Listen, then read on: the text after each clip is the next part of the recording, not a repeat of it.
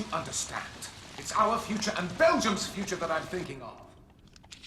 The Catholic Church has narrowed your mind, Marianne, just as it has my mother's. But don't you see, Paul? You keep asking me to choose between you and my faith. I can't believe what you're saying, Marianne. You mean fresh ideas have no place in your mind? My God. We're into a new century, but you are stuck in the last, just like your damned clergy. Attacking the church won't help Belgium, Paul. It'll turn the people against you. I don't attack it. I want it to open its eyes. And as my wife, the wife of a government minister, you should support me in that. I married you for love, Paul, not to advance your political career. Marianne! Come back here! Marianne!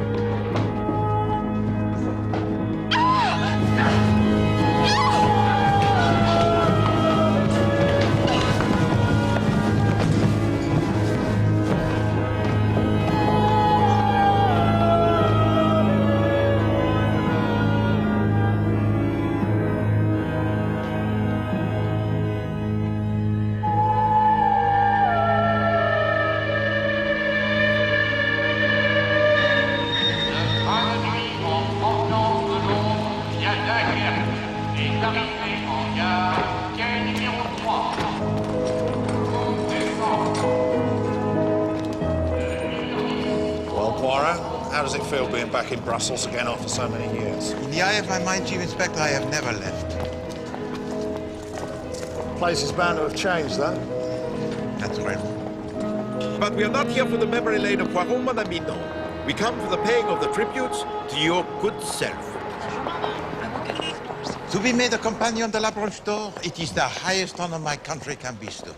Very kind of Belgium, yes. But all I've done over the years is my job. Not at all, Chief Inspector. Time and again, ever since the Abercrombie forgery case, you have helped the Belgian police, and my country, it is grateful. Pity Emily couldn't come. Still, I think she's right. Brussels is a far cry from Isleworth. Her loss is my gain. It is an honor to deputize for Madame Japp'le. Poirot. Chantal.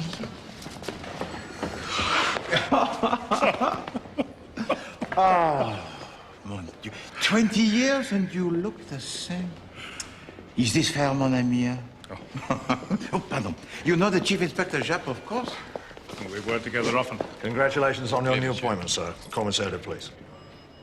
However did you manage, sir, when he went off to England? He wasn't always so clever, Chief Inspector. You remember Paul de Roulard? I remember that it was not I who made the mistakes in that case. It was everyone else. The old modesty lives on. Paul de Roulard died of natural causes, Hercule. The verdict of the court is there for all time. Mm-hmm. And it is wrong. Tell you what, I'm a disinterested party. Let me be the judge of this.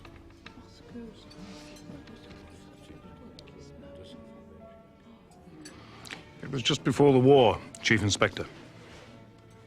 His death was reported to the police in the... That was the first mistake. The de Roulard case began 2 years earlier when his wife, Marianne, fell down the stairs to her death. An accident, Poirot. The Belgian philosopher himself, Georges Taberneau, once said to me, he said, Poirot, there is no such thing as an accident. However, we shall let that pass. On the night of his death, Paul de Roulard was entertaining some friends. Seated around the table were Virginie Ménard. Next to her, the distinguished friend of Paul, le Comte de Saint-Alard. At the head of the table, the mother to Paul, Madame de Roulard. And at her side, her confidant and advisor, an old family friend, Gaston Beaujeu. Virginie was cousin to Marianne, the dead wife of Paul. That new language law, Paul. What exactly does it say? From now on, all commands in the army must be given in Flemish as well as French. All I pray is that you and your friends in government have no plans for the Mass to be said in Flemish, Paul. Now I see it. This law is just the tip of the iceberg.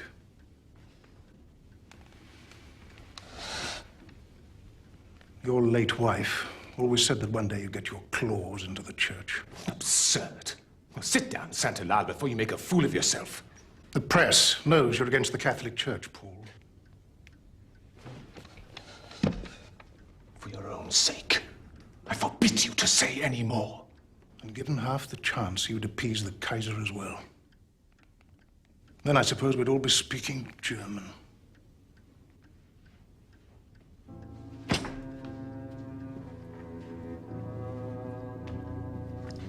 Another chocolate, Monsieur Beaujeu.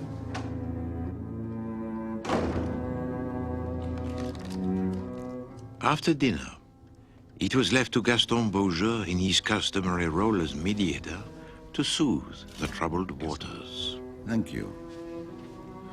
You and Saint-Hilal have been friends too long to fall out over politics. He lives in the past. A divided Belgium, Gaston. Flemings to the north, Walloons to the south. That's our history, not our future. But if Germany attacks, where will he stand then? In the front line, my friend, have no fear. He would take them on single-handed. At around midnight, the guests departed. Madame retired to her nightly devotions, and the Derola household slept. All except Paul, a slave to insomnia, who returned to his study in order to work.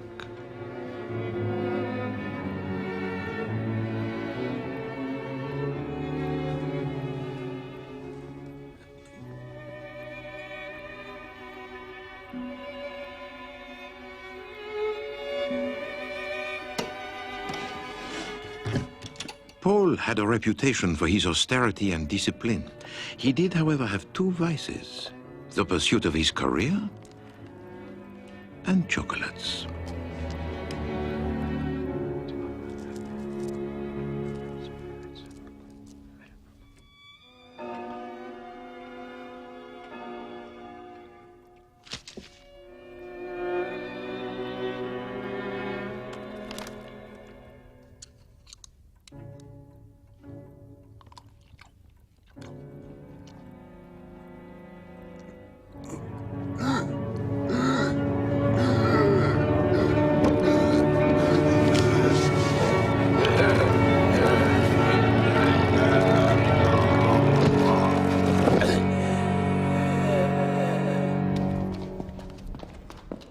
My duties as a junior police officer involved my regular attendance at the court of the coroner.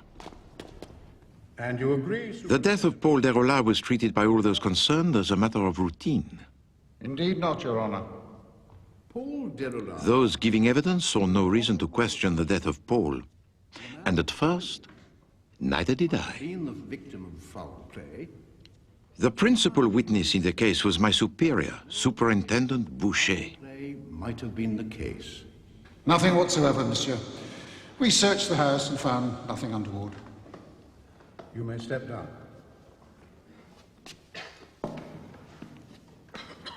Ladies and gentlemen, I am more than satisfied that Paul Derola's death, though a tragedy, of course, was due to heart failure. And I give my verdict accordingly. That can't be right. You have further evidence, Mademoiselle Mina? I tell you, he can't just have died. Well, why do you take everyone at their word? I would advise you, Mademoiselle, to guard your remarks when addressing me. Forgive her, monsieur. She is much affected by the death. We will look after her. My colleague Chantalier and I felt that the case was being dismissed too readily. And although we were only there as observers, we decided it was our duty to raise the matter with Superintendent Boucher. Superintendent Boucher, one moment, if you please. Chantalier and myself, we would be very happy to investigate further the Derola case. What for, may I ask? The outburst of the young lady in court. Can we ignore that? And also the victim, he was a government minister. That is precisely why you will put it out of your mind, Poirot. Superintendent. The case is closed, gentlemen.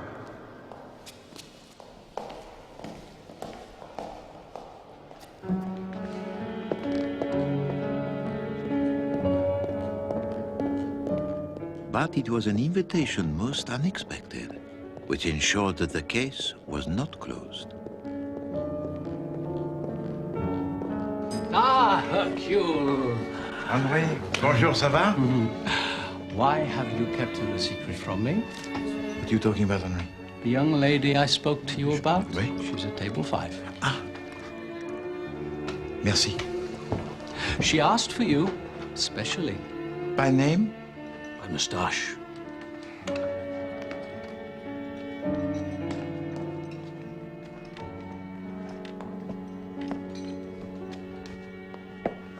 Hercule Poirot? At your service, mademoiselle? Virginie Maynard. Mademoiselle Maynard. Would you take a seat, please? Merci.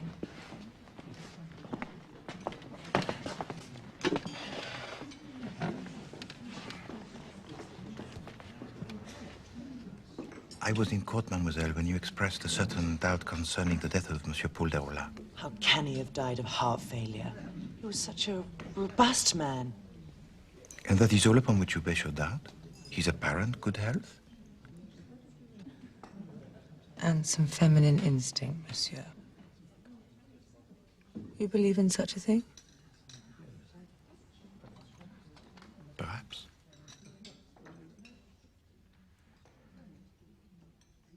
Why is it that you come to me? A friend of mine is a secretary at the local paper. The editor mentions your name often. A spark in the otherwise dull embers of the police force, he says. Huh? He is a man of perception?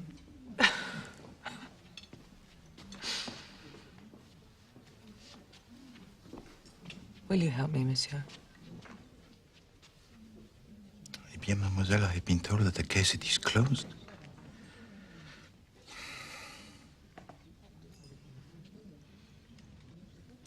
But I am due some leave, which I shall take.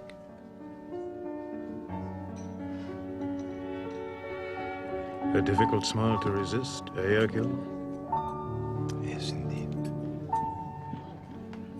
Oh, if you think that the young lady and not the case attracted me, you do me all wrong, Claude. Yet you still wear the trinket she gave you. What, this?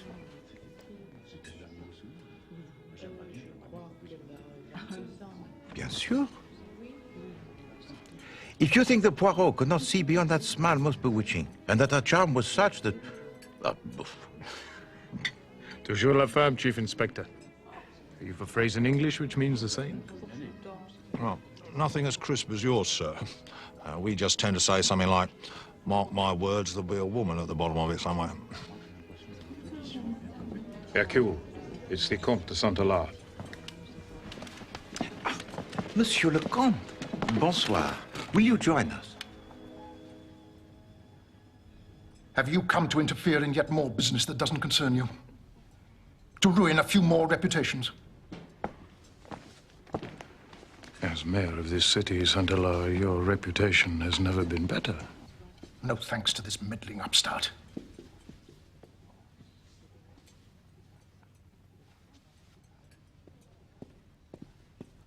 I swore to myself, Poirot, the next time I saw you, no matter when it was, the very next time I would... Monsieur le Comte.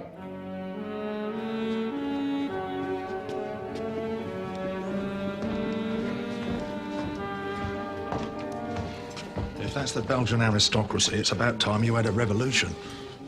He was not entirely unprovoked, Chief Inspector. I was there, Poirot. You didn't do anything. But you were not there all those years ago, mon ami, when I gave him cause to resent me.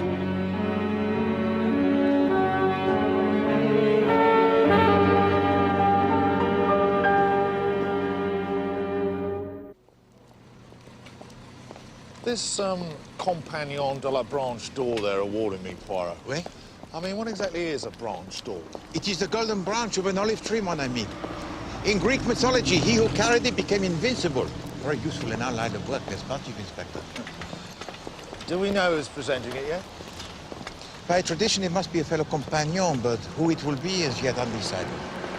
The wife wanted royalty, of course, but I'm not fussy. Ah, the Derola house. It has changed very little.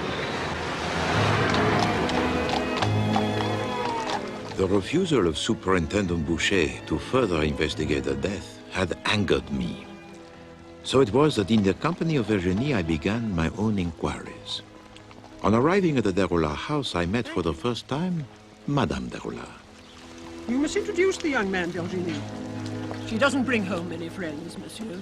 Hercule Poirot, madame. I am a policeman. I've seen too much of the police lately, Monsieur Poirot. And all have believed that your son, he died of heart failure, madame. I see the work of your hand in this, Virginie. Forgive me, madame, but for Paul's sake, I couldn't live with my doubts. Perhaps I might be able to put her mind at rest, madame, when perhaps I have seen the study and spoken with your servants.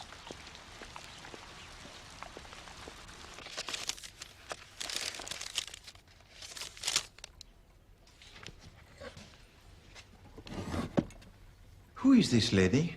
The wife of Monsieur Derola? Yes, Marianne, my cousin. She died 2 years ago. An accident here in the house. Paul never really got over it. So he kept her in the desk? Out of sight, out of mind, perhaps. Paul and his mother had a permanent tussle I never really quite understood. Paul would hide the photograph in the drawer. His mother would bring it out again. Oh, Monsieur Belgium, I'd like you to meet Hercule Poirot. Gaston is our neighbor. Monsieur? Monsieur? I would urge you to be mindful of Madame de Roulard's feelings. She has lost a son. I shall be discretion itself. But if a crime has been committed, you will agree that justice must be served. Huh? Well, these were made by a guest at your table the other night, Le Comte de Saint-Alard. Yes, he always brings a box when he visits. And the night of the death of Paul Derola? Yes, we had some with our coffee. What color was the box at the table?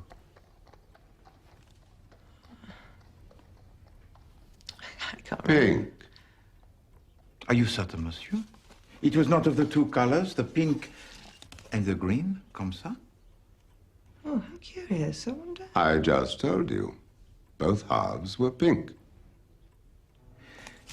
Then I suggest that there is somewhere a second box. One with a green lid and a pink base. If anyone knew the whereabouts of the missing chocolate box, it would be the Derola servants.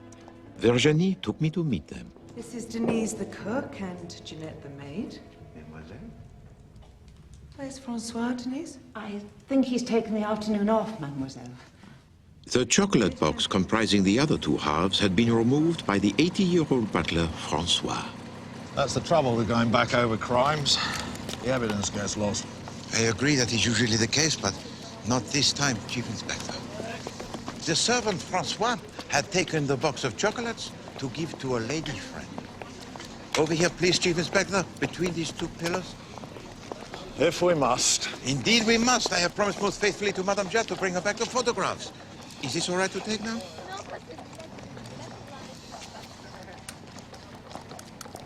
That should do the trick, Poirot. Oh, thank you.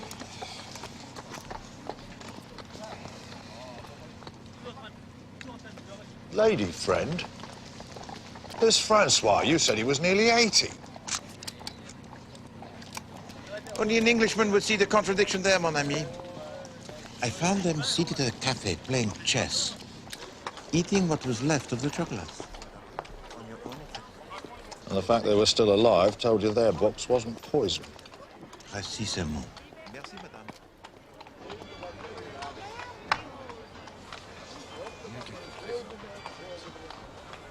But this is the same box of chocolates that you handed around on the night of the tragedy.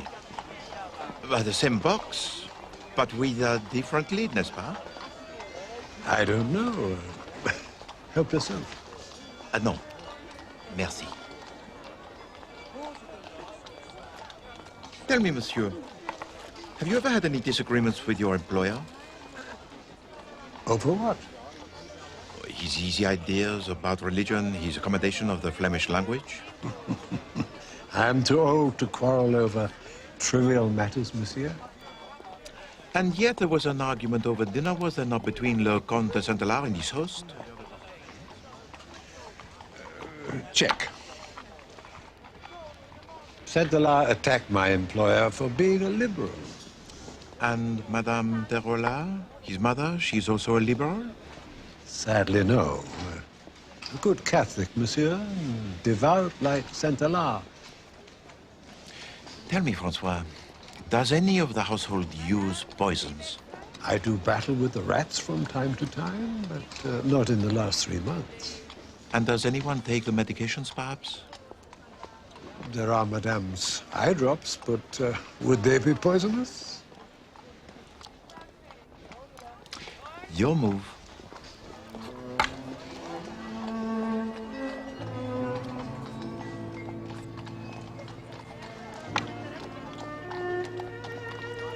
Checkmate.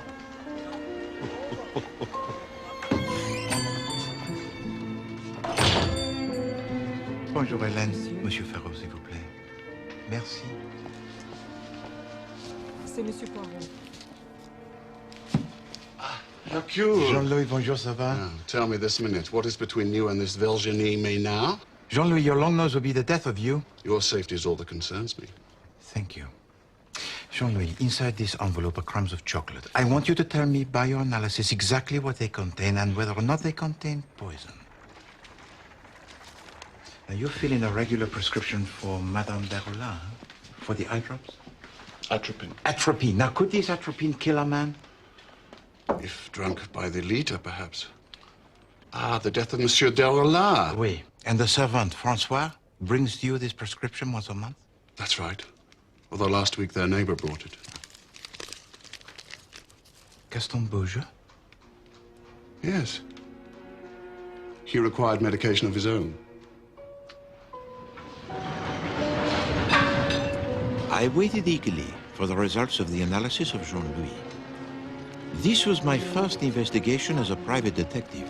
But my good friend Chantalier was about to remind me that the day when Poirot could rule his own destiny was yet to come.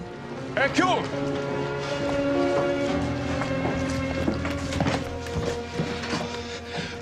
I've been looking everywhere for you. Why, there's a problem? I gave you my word, Hercule. You didn't hear it from me. But Superintendent Boucher wants to see you. En voiture! Will I need earplugs? I've had Madame de Rolla here. She has friends in high places, Poirot. Xavier Saint-Hilaire, for one. He's likely to be the next mayor of Brussels, and as such, could make my life extremely difficult. Whereupon, I will make yours even more so.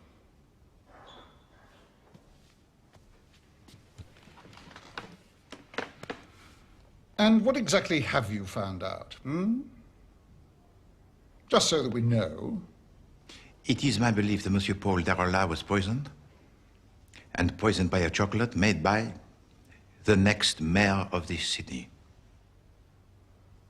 God in heaven, man. You don't just harass his friends. You accuse him of murder. I accuse no one, yet.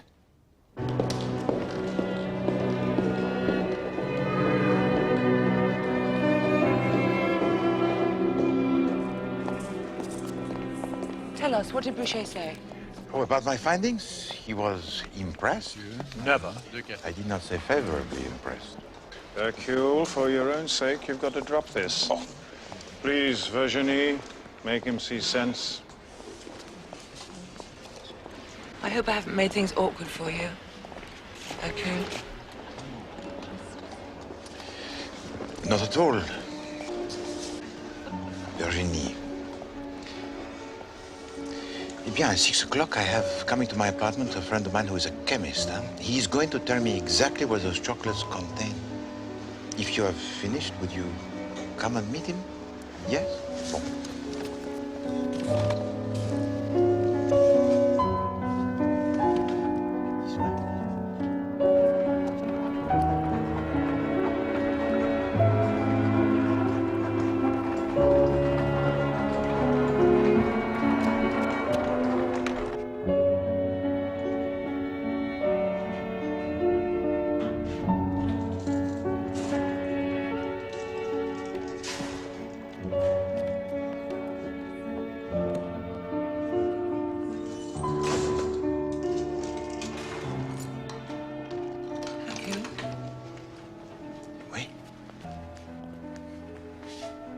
I haven't told you how grateful I am for your help. Oh, it is nothing. But perhaps this will say it for me.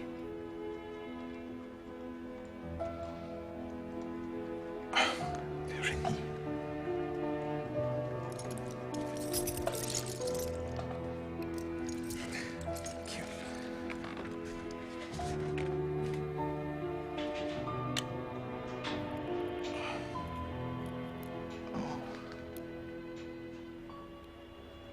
Virginie, you should not have.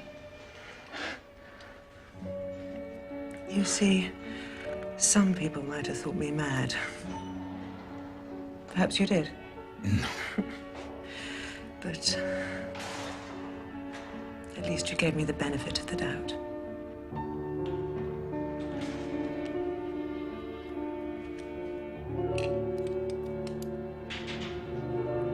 Merci beaucoup.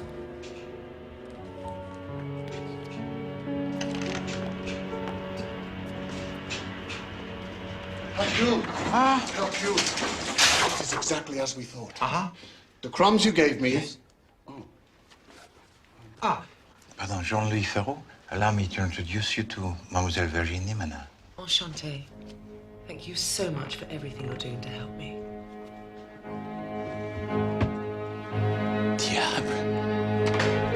Wait! Wait, I am the police! Wait!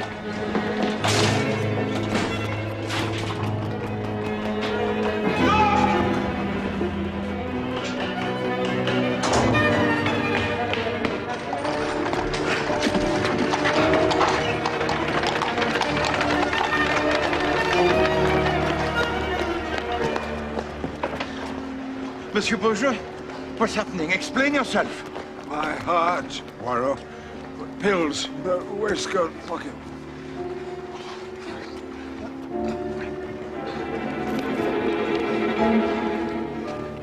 Do not worry, monsieur. We will get you to a hospital.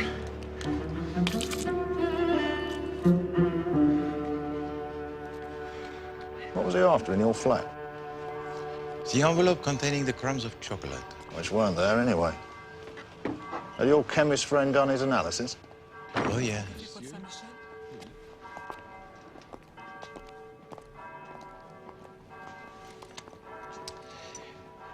The crumbs contained a substance called trinitrin. It is taken for the high blood pressure. And Jean-Louis had made up an urgent prescription for Gaston Beaujeu 2 days before the murder. So you'd got him? And what is more, Chief Inspector, the taste of those pills is so vile that they were made of chocolate. Wait a minute. Why did Chantalier say that you'd made a pig's ear of this one, then? Because that is what I allowed him to believe. Perhaps the time has now come to straighten the record.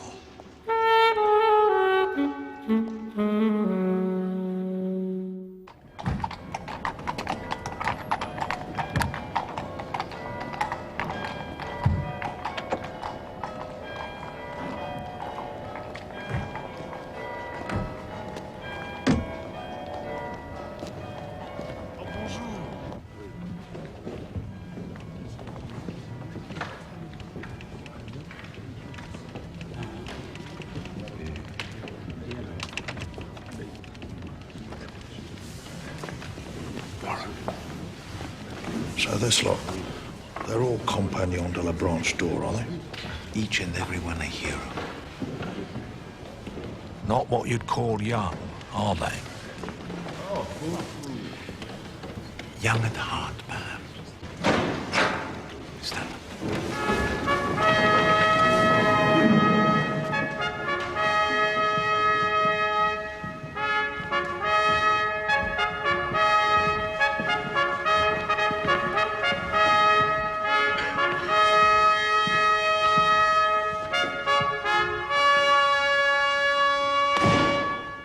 Bienvenue, compagnons de la branche d'or.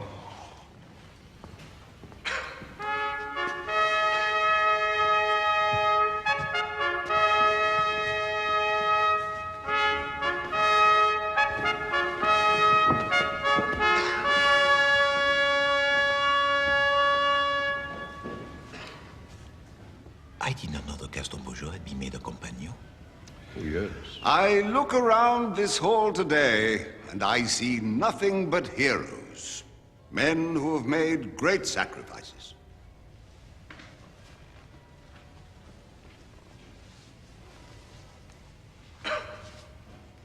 Today, we honor an English policeman for services beyond the call of duty. And as he joins the ranks of the invincible few, I proclaim James Harold Japp, a compagnon de la branche d'or.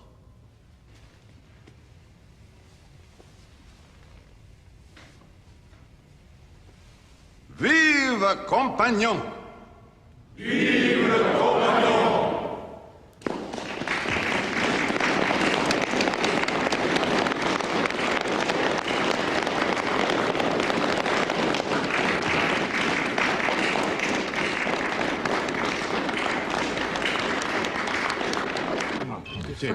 Evening. Nice to see you. Ah, congratulations, Chief Inspector. It's an honor to be one of your select company, sir. Oh, don't forget, our reunion dinners are quite something. And you must tell Madame Japp we expect her here next time. No, merci. Congratulations, Chief Inspector Japp. Oh, vous êtes très élégant. Come, let us have some food. I think it's help yourself time, Poirot. Merci. Not a bad chap, that Beaujeu, once you start talking. No, I am sure of it. Yeah, but you had him down as a suspect at one stage. Well, even the good chaps can sometimes kill their fellow men, Chief Inspector. I believe Paul de Roulard was poisoned with trinitrin. Pills that you take for high blood pressure. Someone stole mine, Poirot, from the house, from my coat. I can't be sure. I would like to think that you are innocent, monsieur. But you told no one that the pills were missing. And then you broke into my apartment, presumably to steal the crumbs of chocolate, evidence which might incriminate you. I'm going to take you into my confidence, Poirot, which you must promise to respect.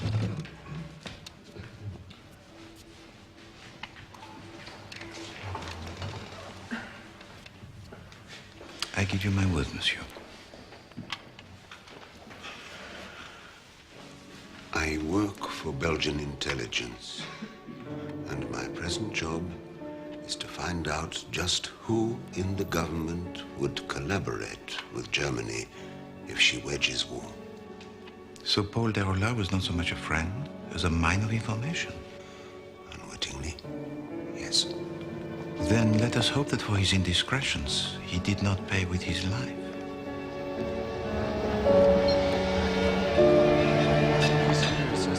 He tells me he is a member of the Secret Service, and then he makes me promise to keep secret this whole affair.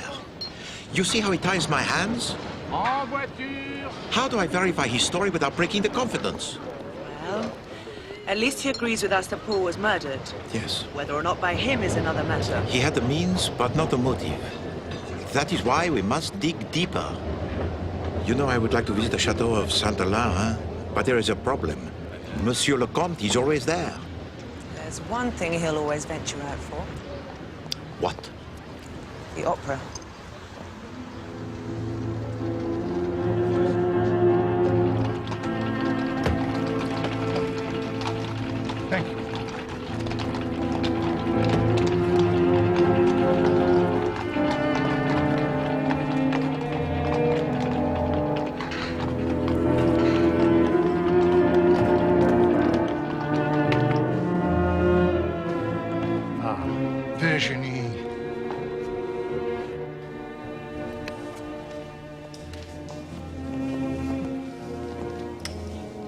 Take care of her, monsieur.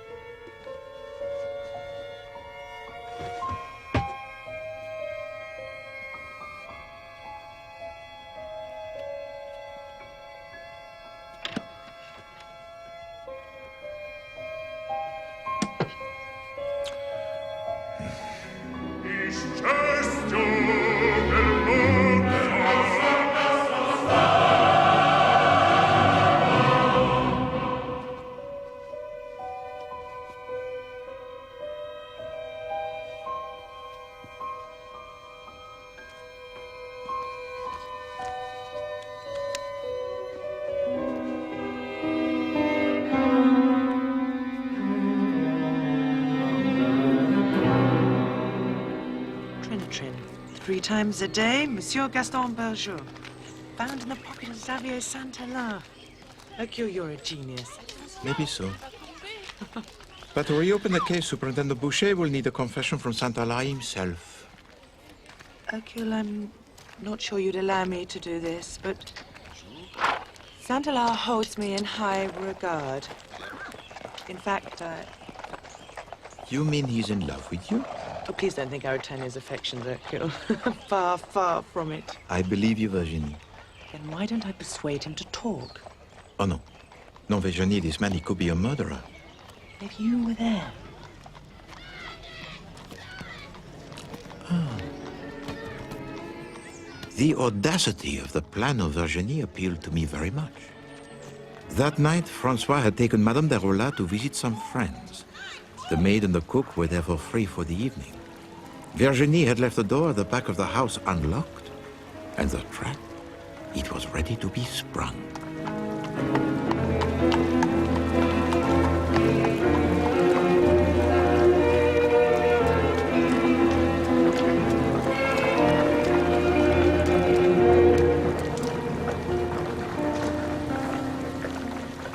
In spite of our differences, Paul could be such an amusing man.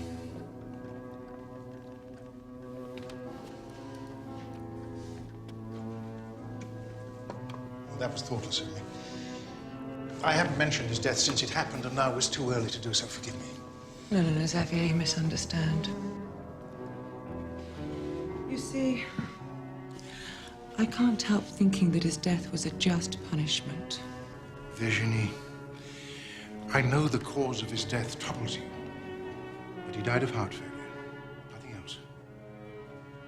Some people do anything for their faith, Xavier. I admire that. Suppose someone knew that Paul had plans to limit the church's power in Belgium. Would it be a sin to remove him? To murder him? Oh, such people would never be seen as common murderers, though, but as saviors. Well, at least by the church, don't you agree? Virginie, you say all this to comfort me, I know. I had no right to expect such understanding.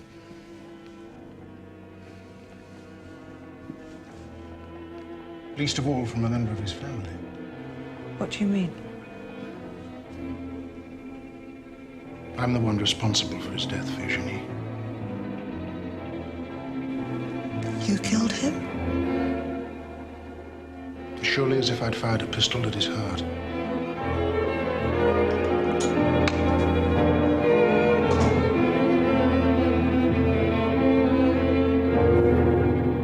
Monsieur Poirot, what in God's name are you doing here? You break into his private apartment. Now, for most men, that would be enough. But not Poirot, no. Poirot then goes on to try to trick him into a confession. His last words, Superintendent, before the return of Madame de Rolla were, as surely as if I had fired a pistol at his heart. Yes, Poirot. As if. As if. As if.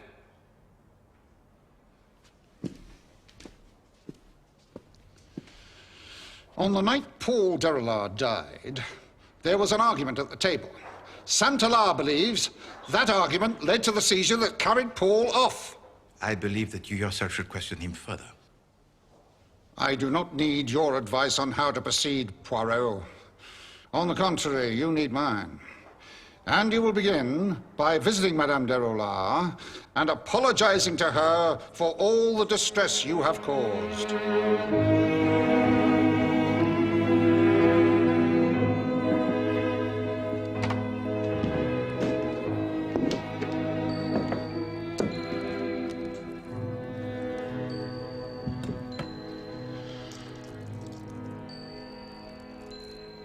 Madame de Rolla, I have come to apologize to you. I should like you to stay, Virginie.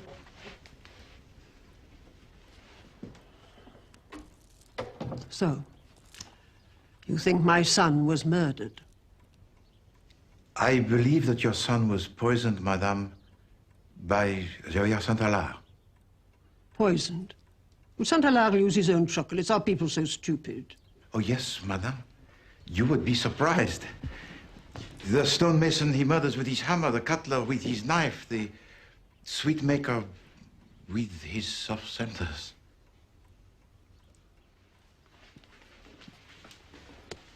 I took some crumbs of chocolate from this box, Madame. May I? Thank you. They contain a substance called trinitrin, a drug prescribed to your neighbor Gaston Beaujeu. And you questioned him? Oui, Madame, and he told me that the pills, they had been stolen. And when I searched the chateau of Saint-Alard, I found there the pill bottle which was empty. A finding is one thing. Can you prove all this? Tomorrow I have an appointment with the Minister of Justice, and he cannot argue with the scientific analysis of Jean-Louis Ferraud. And all from one little mistake. Francois told me to do with chocolate boxes, I believe. Oui, Madame. Having taken a few of the chocolates from one box, poisoned them, and then put them back into another box, the murderer replaced the lid incorrectly.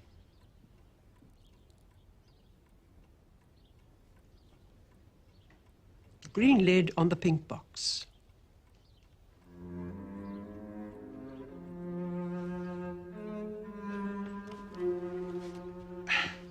Such details are always at the heart of a case, Madame. You said the green lid to the pink box. Quite so.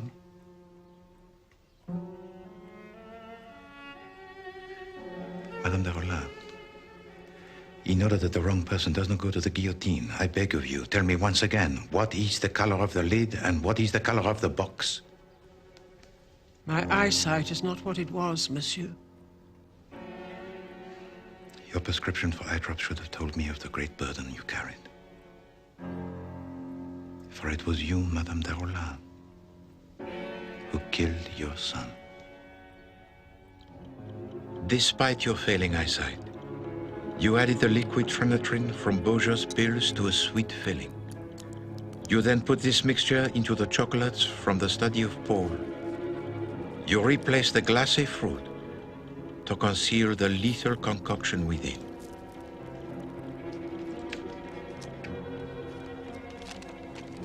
Having poisoned the chocolates which were to kill him, you then made your only mistake. The wrong lid to the wrong box. Having used the pills of Beaujeu, you then placed the pill bottle which was empty into the coat pocket of Le Comte de Saint-Alard. Why, Madame? To get it away from the house? Don't worry. I wouldn't let him die for my crime, much as I dislike the man. Why, madame? Why kill your own son? Because of what he was doing to our country, Virginie, and our church. I pray, monsieur, no woman in the world need ever choose again between love of God and the love of her child. But to take a life is a mortal sin, madame. How can a woman of such conviction so deny her faith? Paul was a murderer, monsieur. She did not die from an accident.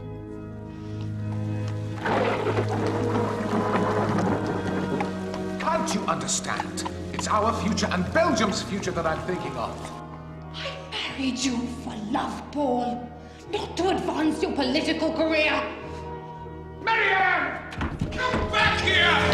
Marianne!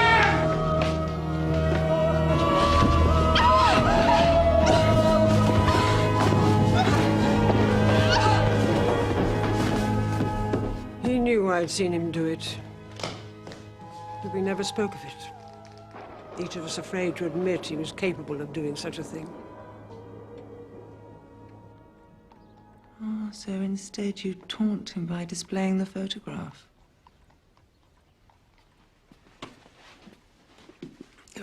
Before I died, I had to see justice done.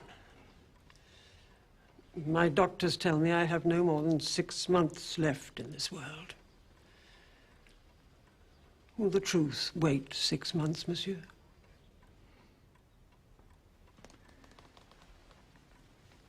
Perhaps longer, madame. You must tell it. Tell all when I've gone.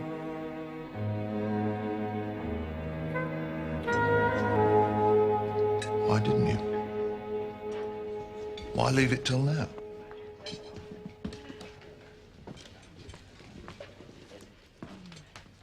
And why did Virginie say nothing? She and I agreed that it would be my decision. Paul Derola, he was a murderer. His mother acted for the greater good of the country. I admired her sacrifice, her moral courage. Who does anything these days for the greater good? At least I understand why St. Allard bears a grudge. You trying to trap him like that? Did you never make your peace with him? Well, had I told him the reason why I suspected him? Ah, merci. No. Had I told him the reason why I suspected him, that I found the bottle of trinitrin in his coat pocket, he might then have asked me who put it there. Madame Derola. I could not risk his curiosity. I wrote to him, of course, apologizing for my behavior, which was foolhardy, irresponsible. And no doubt he agrees with that to this very day. Claude, would you sit there, please, Chief Inspector? One of those things we have to live with in our profession. Oui, bien sûr. Ah. Jean-Louis. To see you is to be young again. I've thought about you often down the years. Ah, moi aussi. Ah, mon ami. Mon ami. Hercule, I would like you to meet my 2 sons. Your 2 sons? This is Henri. Henri? And this brave fellow is Hercule. Hercule? You are indeed fortunate to have such fine sons. Henri, he has the look of someone, yes? No, perhaps I am wrong. No, I am right. Hercule also. There is a definite resemblance to someone I know. My wife, perhaps? Virginie.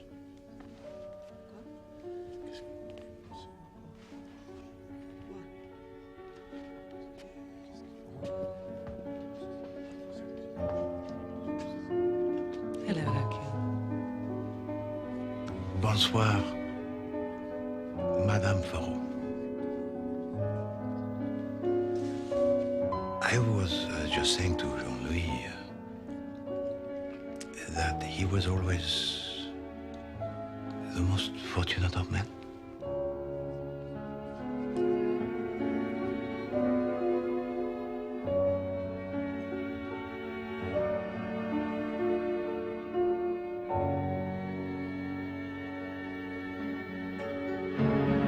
Mm-hmm.